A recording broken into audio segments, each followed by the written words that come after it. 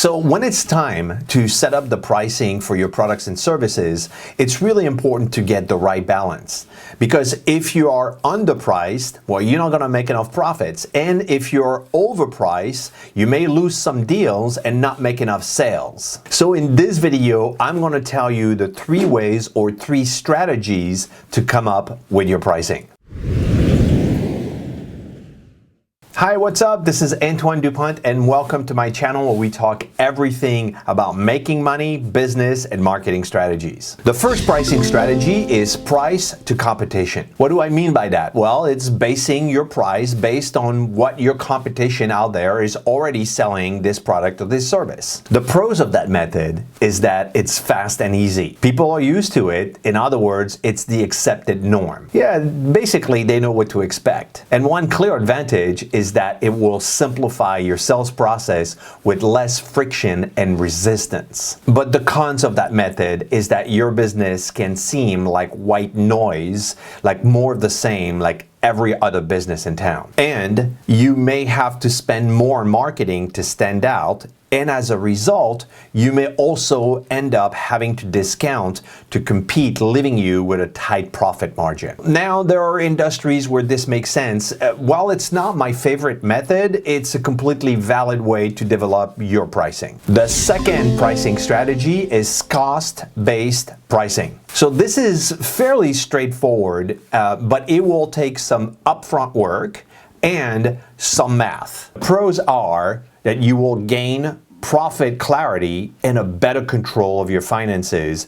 You'll know your bottom line and have less haggling with sales. The cons is that you'll need to make some assumptions and adjustments in the beginning. Your assumptions may be right on the money and maybe they'll be off. Let me give you an example of what I mean. Let's say you're selling video editing services with a 4-hour type of project. So here is the math.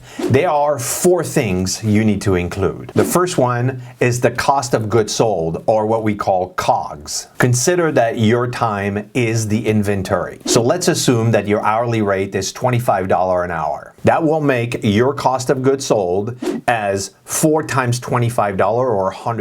And if you're selling a product, on that line item would be the actual cost of you buying that item. The second thing you'll need is your fixed expenses. Things like your rent, your computer, even your taxes go there. This is where you're going to need to make some assumptions. And it would probably be a good advice to talk to your accountant about your tax deductible home office expenses. So let's assume that your monthly fixed expenses are $1,000. So you have approximately 20 working days in a month. So with $1,000 fixed expense, each day costs you $50. And since this project is 4 hours or half a day, your fixed expense for that project is $25. The third thing you need is the cost of acquisition, or how much did it cost you to acquire that client? This is another assumption you're going to need to make. But let's just say that you're spending $100 a month on Google ads or Facebook ads,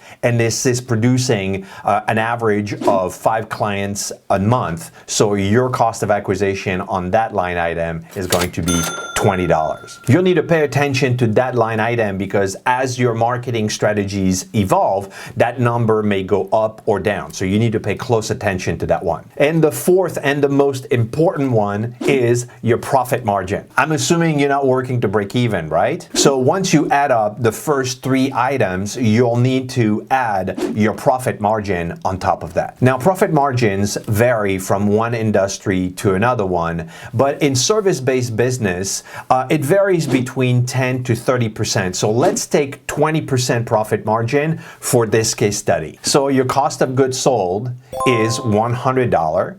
Your fixed expenses is $25. Your cost of acquisition is $20 for a grand total of $145. Multiply that by 20% and you get to $29 profits for this specific project. And your total pricing for that job would be $174. Now remember to pay attention to your assumptions, specifically your fixed expenses and your marketing, because they may evolve over time and change dramatically. correctly. The third pricing strategy is value pricing. This strategy is based on how you're solving your client's problem or how you're relieving their pain. The pros of that method is that you won't be competing on price and you will have significantly higher profit margins. The cons of that method is that it will take significantly higher selling skills, particularly the consultative selling skills that is required for that method, and often more time to deliver due to the higher expectation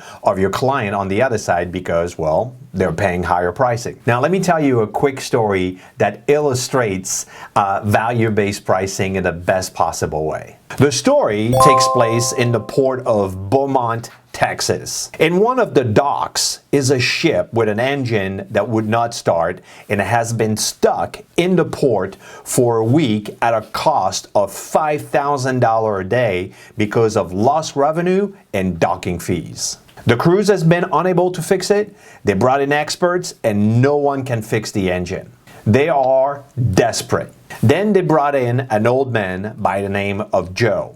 Joe has been a boat engine mechanic since he was a young man. The next day, old man Joe shows up with a small bag of tools and got to work immediately and inspected everything carefully. The ship's owner were there looking at the old man inspecting the engine, perplexed, hoping he would know what to do. After 10 minutes, he pulled out a hammer out of his bag and started to tap gently on the pipe for a couple of minutes. Instantly, the engine revved up. The engine was fixed. The ship's owner was delighted. The old man puts the hammer back in his bag and leaves.